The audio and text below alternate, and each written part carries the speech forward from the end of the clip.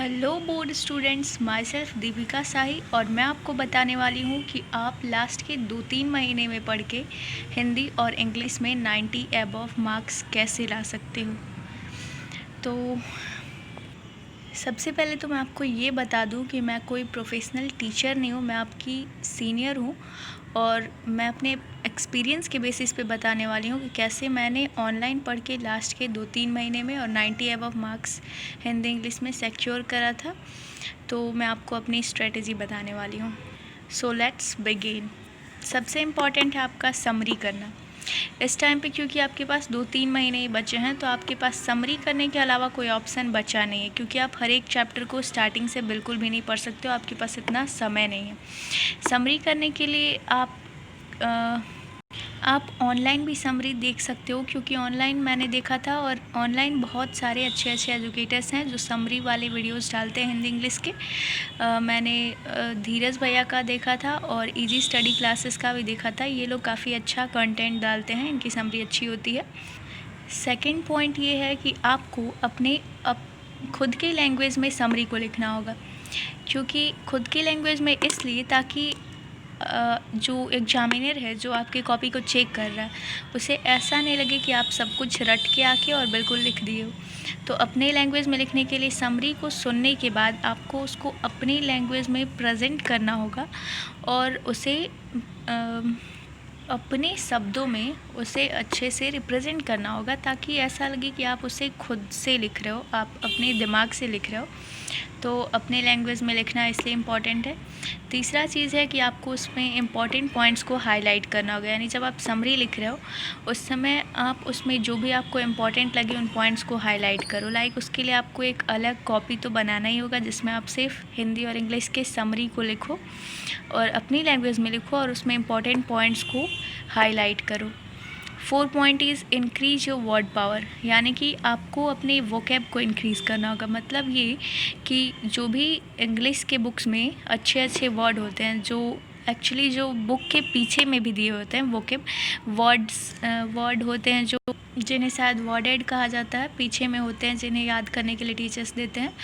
उससे अगर आप याद करते हो तो आपका कंटेंट अच्छा हो जाएगा। आप अपने क्वेश्चन आंसर्स को जब लिखते हो तो वो वर्ड्स डालते हो तो उससे आपका आंसर काफ़ी इंटरेस्टिंग और काफ़ी अट्रैक्टिव हो जाता है, जिससे एग्जामिनर को आपको मार्क्स देना ही है, चाहे कुछ भी हो जाए।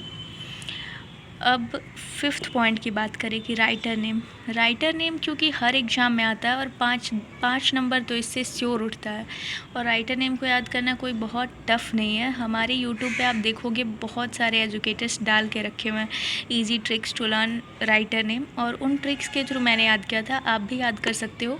और राइटर नेम क्योंकि आप पहले से भी देख सकते हो उस चीज़ को, ताकि दिमाग में लंबे समय तक रख सको, रिवीजन कर सकते हो। लेकिन आप एग्ज़ाम के 10 दिन पहले भी राइटर नेम ट्रिक्स के थ्रू याद कर सकते हो, और राइटर नेम तो श्योर याद करके जाना, क्योंकि अगर कुछ नहीं भी आता हो और राइटर नेम आप याद करके चले गए, आपका 5 नंबर श्योर मिल जाना है और बहुत आसानी से मिल जाना है। अभी मैं आपको दिखाने वाली हूँ कि मैंने कैसे समरी लिखा हुआ था। मैं जब पढ़ती थी मैंने इफ़ पोएम जो था रुडयार्ड किपलिंग का, काफ़ी इंटरेस्टिंग है। इसमें फादर और सन का ये पोएम है। तो इसे जब मैंने पढ़ा था तो उन लोगों ने समरी जैसे भी बताया था, मैंने उस स्टोरी को समझा और अपने वोकैब मैंने पीछे से वर्डेड वगैरह याद कर रखा था। मैंने इस स्टोरी को समझ के अपनी लैंग्वेज में पूरे कॉपी में लिखा। राइटिंग थोड़ी गंदी है बट इट्स ओके। और उसमें जो भी इम्पॉर्टेंट पॉइंट्स मुझे लगे, जैसे कि नोबेल प्राइज़ उनको 1907 में मिला था, ट्रिउम्फ प्लस डिज़ास्टर को हम इम्पोस्टर्स कहते हैं, ये सारी चीज़ें जो इम्पॉर्टेंट लगी उसे मैंने अलग नोट डाउन किया, क्योंकि ऑब्जेक्टिव क्वेश्चंस भी आते हैं तो क्या पता कहीं ये ऑब्जेक्टिव क्वेश्चंस में आ जाता है। ये सोच के मैंने अलग पॉइंट नोट किया था जो इम्पॉर्टेंट है, और इनमें से भी कुछ कुछ चीज़ों को हाईलाइट किया था, इसमें ज़्यादा हाईलाइटेड नहीं है। तो ऐसे करके आप अपने किसी भी पोएम का समरी लिख सकते हो। एंड सेम ऐसे ही मैं हिंदी के भी समरी को अपने लैंग्वेज में लिखा करती थी। भारत माता ग्राम वासिनी, ये वाला भी जब मैंने समरी पढ़ा था तो इसे मैंने अपने लैंग्वेज में लिखा हुआ था कॉपी में। और इसके लिए एक पर्टिकुलर आपको कॉपी बनाना होगा जो काफ़ी हेल्पफुल रहेगा आपके लिए।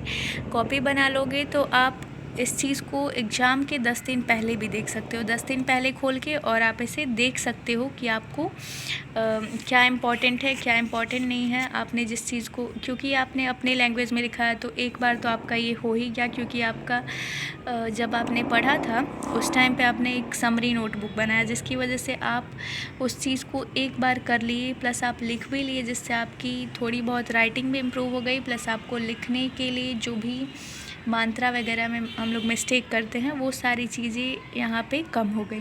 उसके बाद आप अगर एग्ज़ाम के पहले देख रहे हो तो इससे ये बेनिफिट होगा कि ये सब चीज़ आपके अपने लैंग्वेज में है, और आप अपने लैंग्वेज की चीज़ों को देखते हो तो जितना फास्ट याद कर सकते हो उतना फास्ट किसी और चीज़ को याद नहीं कर सकते। उसके अलावा क्योंकि आपके कॉपी में एक जगह है, तो ऐसे अगर आप इस समरी को डेली पढ़ रहे हो तो समझ लो कि आप अपना बहुत ज़्यादा समय इसमें खर्च किए, क्योंकि आपको ये डेली पढ़ना है, बहुत सारे चैप्टर्स हैं। पर जिस दिन पढ़े उसी दिन अगर आप समरी बना लिए तो आपका वो सारा समय जो भी आप खर्च किए हो एक छोटे से कॉपी में आ, और जब भी आप ये कॉपी खोल रहे हो एग्ज़ाम के पहले, जब भी खोल रहे हो आपका रिवीजन भी हो गया, प्लस उसके अलावा एग्ज़ाम के 10 दिन पहले इन चीज़ों को रिवाइज़ करना इंपॉर्टेंट होता है, ताकि ये सब चीज़ें वापस से दिमाग में आ जाए। क्योंकि बिहार बोर्ड वाले एग्ज़ाम में हमारे एग्ज़ामिनेशन का गैप बहुत ही छोटा सा होता है, एक दिन का गैप होता है, तो हमें उतना समय नहीं मिलता कि हम एग्ज़ाम के एक दिन पहले पढ़ें, लेकिन इतना समय मिल जाता है कि हम एग्ज़ाम के 1 महीने पहले हर एक चीज़ को रिवाइज़ कर पाएँ, क्योंकि और कोई ऑप्शन नहीं है। आपके एग्ज़ाम में गैप होता नहीं है, तो आपको 1 महीने पहले से ही पढ़ना होगा हर एक चीज़ों को। तो आप अगर कॉपी में लिखे हुए होगे तो आप इस चीज़ को काफ़ी कम दिनों में 10 दिन के अंदर सारा हिंदी इंग्लिश आप इजीली रिवाइज़ कर लोगे, तो इसलिए ये काफ़ी बेनिफिशियल प्रूव हो सकता है आपके लिए। Okay then guys, I hope मैंने आपको हर एक चीज़ अच्छे से समझा दिया हो। आई एम डैम श्योर कि अगर आप इन चीज़ों को फॉलो करते हो, इन 5 पॉइंट्स को, तो आपका एग्ज़ाम में 90 अबव मार्क्स श्योर है।